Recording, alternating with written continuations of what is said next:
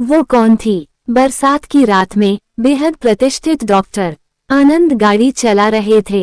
उन्होंने सड़क किनारे खड़ी एक महिला को देखा और उसे लिफ्ट दे दी। महिला ने अपना परिचय देते हुए बताया कि वो कोई नहीं है। जैसे ही वह car Austin Cambridge A55 mark 2 में बैठी, अचानक वाइपर चलना बंद हो गए। डॉक्टर आनंद और भी डर गए जब महिला ने उन्हें अदृश्य रास्ते से रास्ता दिखाया और उन्हें एक कब्रिस्तान के बाहर ले गई। कब्रिस्तान पहुंचते ही गेट अपने आप खुल गए और उन्होंने किसी को नैना बरसे रिमझिम रिमझिम गाते हुए सुना। डॉक्टर आनंद को अपने एक दूर के रिश्तेदार से बड़ी संपत्ति विरासत में मिलने वाली है, लेकिन शर्त यह है कि वे मानसिक रूप से पूरी तरह स्थिर हों, अन्यथा उन्हें संपत्ति नहीं मिलेगी क्योंकि उनके परिवार में पहले भी मानसिक अस्थिरता के मामले सामने आ चुके हैं। उनकी सहकर्मी डॉक्टर लता डॉक्टर आनंद से प्रेम करती हैं, लेकिन उनकी पहले से ही एक प्रेमिका सीमा है। कुछ समय बाद सीमा की साइनाइड का इंजेक्शन लगाकर हत्या कर दी जाती है और संदिग्ध डॉक्टर लता और उनके पिता डॉक्टर सिंह हैं, जो उस अस्पताल के प्रमुख डॉक्टर हैं जहां आनंद और लता काम करते हैं। एक तूफानी रात में आनंद को एक जर्जर हवेली में आपातकालीन स्थिति में बुलाया जाता है।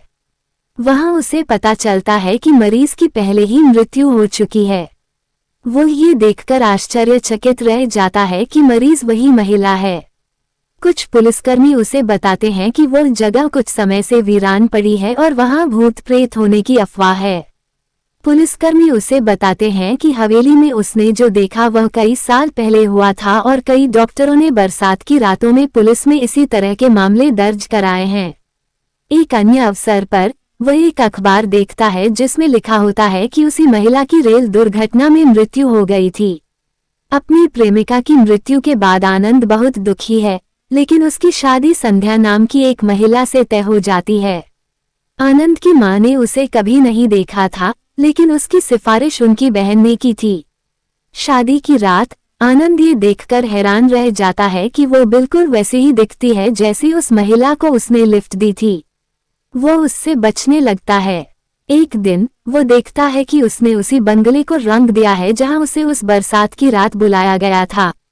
ठीक उसके बाद वो उसे नैना बरसे रिमझिम रिमझिम गीत का एक हिस्सा गाते हुए सुनता है।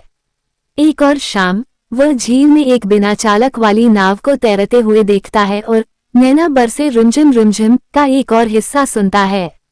एक और रात वो महिला संध्या आनंद के कार्यस्थल पर आती है और उसे एक सुनसान जगह पर चलने के लिए कहती है, जहां वह एक गीत लग जा गले से फिर गाने लगती है।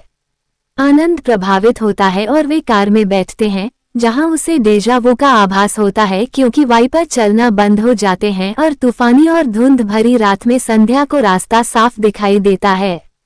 वो उसे बंगले में ले जाता है और उस कमरे में ले जाता है जहां उसने उसे मृत देखा था और वह गायब हो जाती है। जब वो घर पहुंचता है तो वो उसका इंतजार कर रही होती है और उसकी मां कहती है कि वो घर से बाहर नहीं गई थी। आनंद अंततः अपनी मां को संध्या को ट्रेन से घर वापस जाने देने के लिए मनाने में सफल हो जाता है। अगले दिन उसे पता चलता है कि ट्रेन का एक्सीडेंट हो गया था, लेकिन उसने उसी रात संध्या को छत पर देखा था।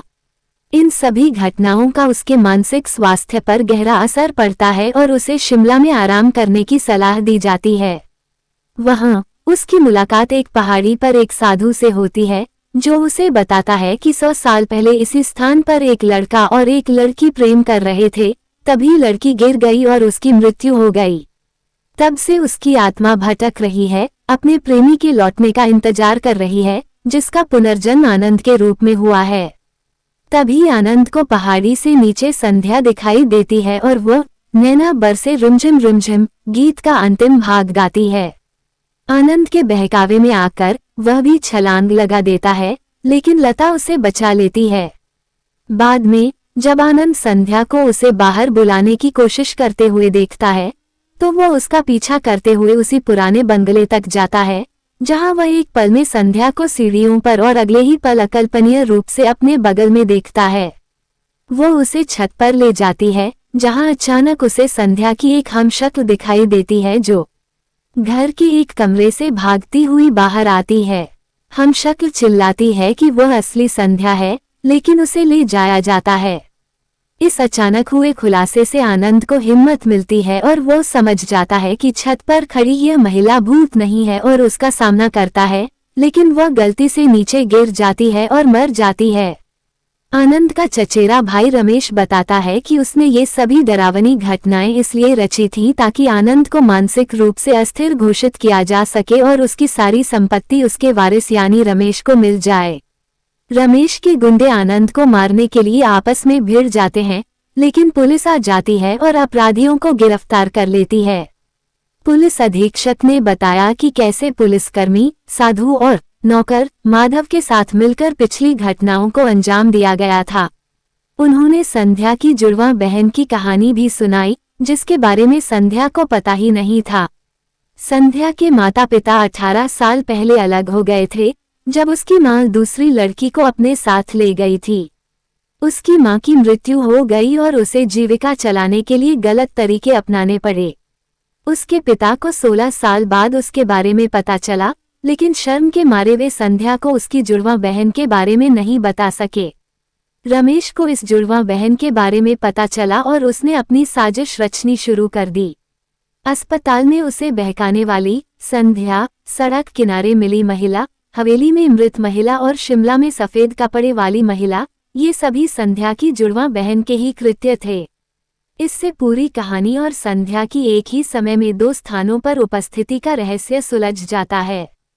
इस प्रकार रहस्य सुलझ जाता है और संध्या और आनंद का पुनर्मिलन हो जाता है।